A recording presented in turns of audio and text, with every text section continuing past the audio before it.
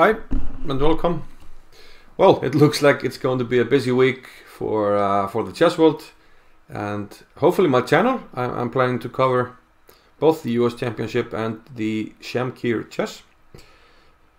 And well, Shamkir, it's been held annually in memory of this guy, Vugar Gashimov, who was one of Azerbaijan's best players. He was rated as high as number 6 in the world, and I think he will always go down in the history books for securing Azerbaijan the European Championship at one stage when he won a nice rook ending against the Netherlands. A memorable moment, and yeah, his memory will also be held with this great tournament, which always features some of the best players in the world, and this year no exception. We have the world champion Magnus Carlsen, and let's just dive into the action. Yet again, we find Magnus on the black side in the first round against his nearest rival, Shakhriyar Mamedyarov. Currently, well, he's officially number 2 in the world according to the April rating list, FIDE rating list. But as we know, Caruana had a nice tournament in Karjakin, so he actually moved on the live list to number 2 in the world. So, official number 2, current live number 3, Shakhriyar Mamedyarov. He has the white pieces against the world champion Magnus Carlsen. So we have d4 by Mamedyarov, knight f6, c4, g6, knight c3, and bishop g7. So Magnus hasn't revealed his hand, but it's looking like a King's Indian at the moment, most likely.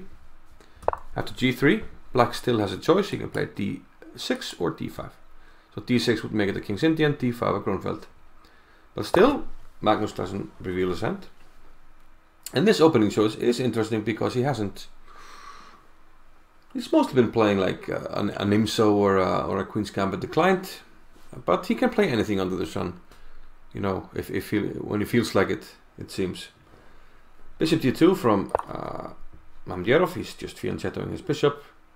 And now knight c6, and yet again keeping the options open. Is it going to be a King's Indian or is it going to be a Grunfeld? And we've seen in the past, especially if you watch my channel, like the World Rapid Championship in Riyadh, Saudi Arabia, we saw Magnus often after e4 going knight c6, and it looks like he doesn't mind structures where like this, where white has committed to d5.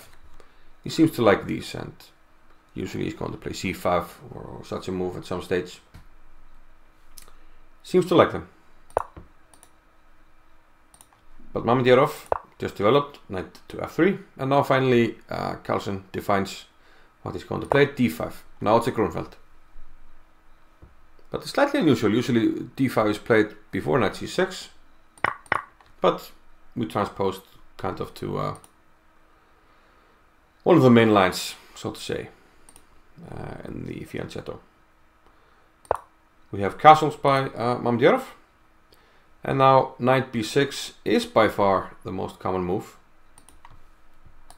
when we have plenty of theory and games.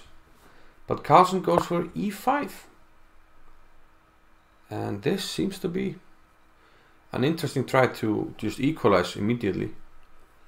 I don't think we have many games in this line. And okay, what can happen here? Well, first of all, if pawn takes e5. Then knight takes c3. With or without a queen trade, this will lead to a better structure for black, and he can be happy.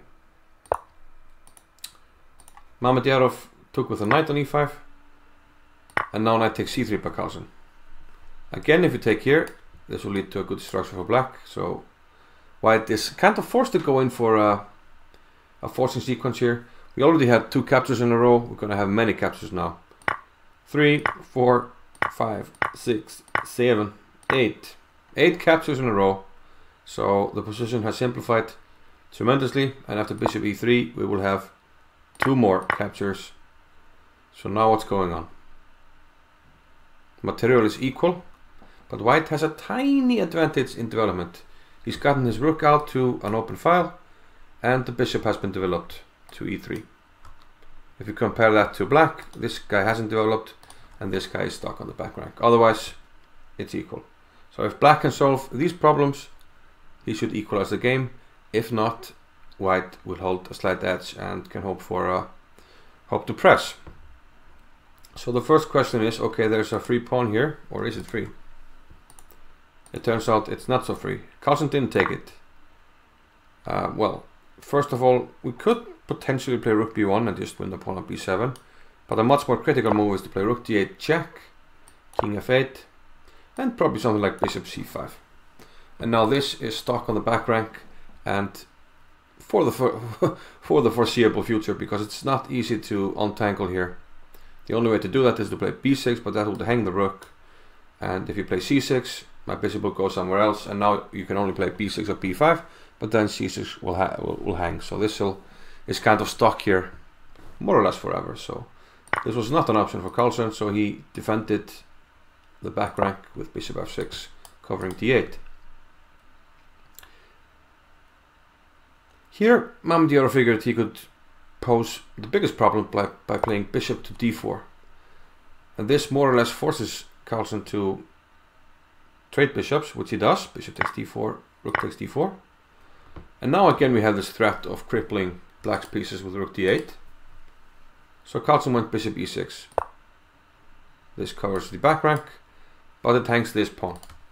So it takes a lot of calculation, and turns out we cannot take this pawn because of rook b8. So quick look at that. Bishop takes, and white can't protect the bishop with rook b4 because bishop d5 wins this guy. So therefore, if bishop takes b7, we're going to lose this pawn. So after bishop e6, Mamedyarov played f4. This gives a square for the king, clears any back rank issues, and just pushes the king set majority. A nice technical move. c6 now by Carlsen, and this also entailed some calculation because rook b4. Now you certainly don't want to go back with the bishop to cover the pawn, and rook to b8, the natural move, loses to bishop takes c6. So Carlsen had to make some calculations here, and he played b6. This temporarily loses a pawn, bishop takes c6, rook to c8, but we will regain the pawn on a2. But again he had to calculate, because this is not the end of the story. Rook to a4, double attack. Okay, bishop retreats and Mamedyarov gets the extra pawn, but only temporarily. Again, the world champion had everything under control. Rook c1 check. Now we see the usefulness of f4. The king comes to f2. But now rook b1. With the bishop covering a2, no way to protect this pawn. So Carlsen wins his pawn back. And turns out that Mamedyarov can't go for the b pawn, because again we have this pinning tactic which would win a piece and the game. So instead, Mamedyarov played bishop d7, and this leads to the final simplification, which more or less decides the game. We have equal material in a rook ending, but okay, take note, g4, a nice technical move, not allowing h5, which would cripple white's pawns. So, you know, making use of the pawn majority, but it's not more than that, just a good technical move. Now rook b7. So black has this passed pawn, but he can't really make anything of it with proper defense by white. And these guys know their stuff. g5, b3, king f3, and rook b1. So once the pawn lands on b2, there are two main defensive techniques by white. One is to have the king on these two squares going back and forth, and the other is to hide behind his own pawns, like put the king here, which he did in the game, and he hides behind this pawn. Why do you have to hide behind the pawn? Because otherwise there will be a check and the pawn would queen once it's on b2.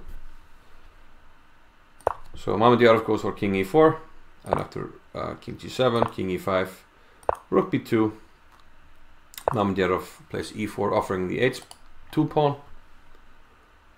and Carlsen decides to take it. He can't make anything of this pawn. The white king is sheltered, so there's no way to make progress with the pawn. So we see rook takes h2, and this leads to a draw. This is move 35. I'm guessing they have a 40 move rule because they played some meaningless moves here. And finally on move 41, with 40 moves behind them, Mamedyarov offered a draw with a meaningless move, rook to c3. So yeah, a relatively quick draw. Seems like nice preparation by Carlsen, neutralizing Mamedyarov completely. And he seems to be happy with a draw with the black pieces against his nearest rival. But yeah, I'm looking forward to an exciting tournament. Mamedyarov in good form.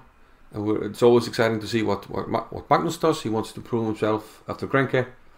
And then we have Giri, Karjakin, and Ding.